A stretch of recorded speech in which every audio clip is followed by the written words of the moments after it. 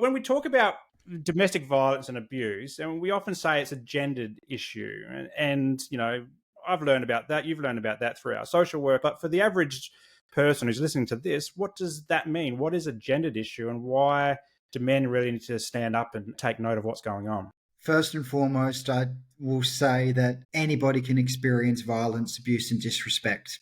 And women absolutely have perpetrated and used violence and abuse and disrespect towards women, men, and children. But when I talk about men's violence against women and children, I'm not trying to negate or dismiss those other experiences. But the reality is, we have 1 in 3 Australian women who have experienced some form of abuse in Australia. Every 4 minutes in Australia, a woman is experiencing disrespect, sexism, physical, psychological abuse or violence at the hands of a former or current intimate partner. And what we know is that sexual violence and rape particularly is an issue that is faced by women and experienced by women. 97% of rape and sexual assaults are perpetrated by a man. So it is a gendered issue. It 100% is.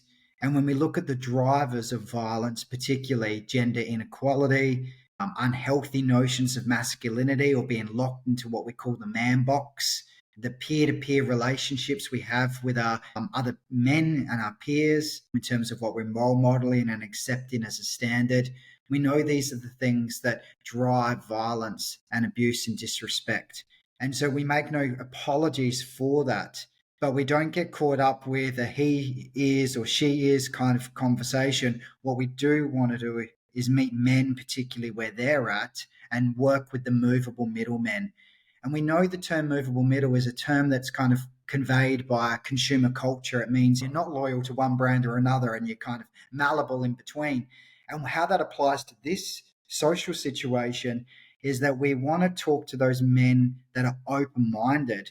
They're open-minded to progression, open-minded to learning and reflection, and applying that to unlock or unleash some positive change.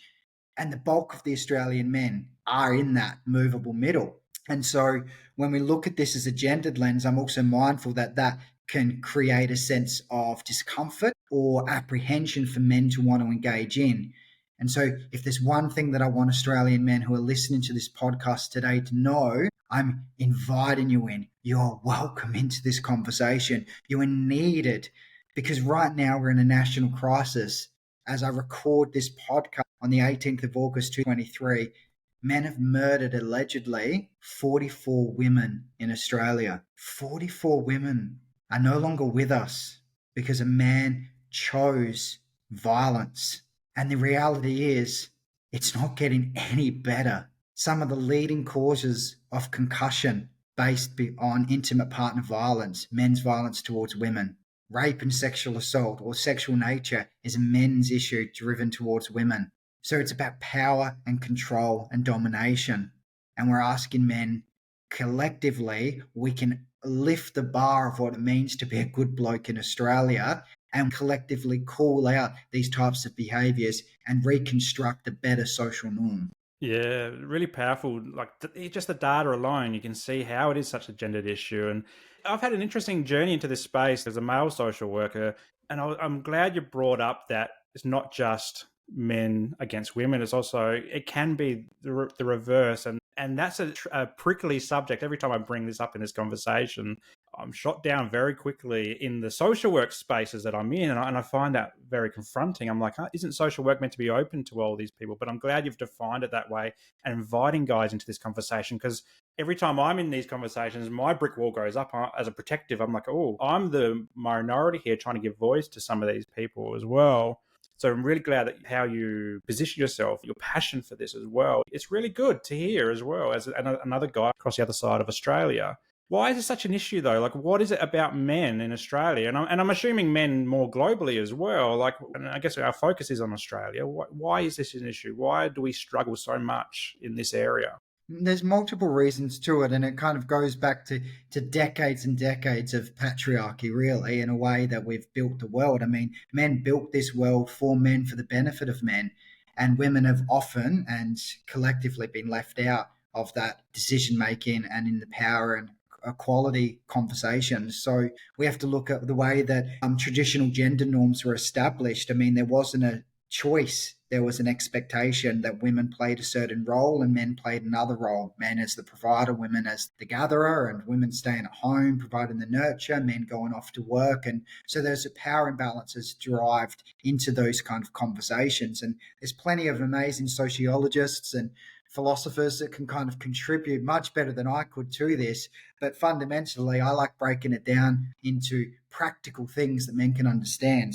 What's happening right now is because men have had an upbringing that's been not so good, that has led them to be exposed to certain norms or behaviors, and they've just role modeling that. Men are experiencing all types of transformations at the moment. So they're now expected to, and we should be encourage them to be not stuck and constricted by this one notion of what it means to be a man.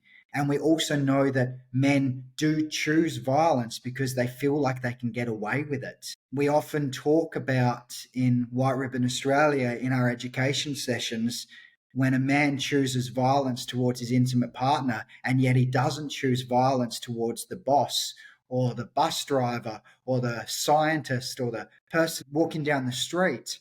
There's a deliberate action there. And so we have to look at power, domination, and control. And I like to think about it in terms of some of the work we're doing with our young people and our You Can Ask Me panels. These are panels of amazing conversations around this very issue, but instead of telling young people what they should be feeling or thinking, we ask the young people to ask the questions that they're searching, particularly probably at night time.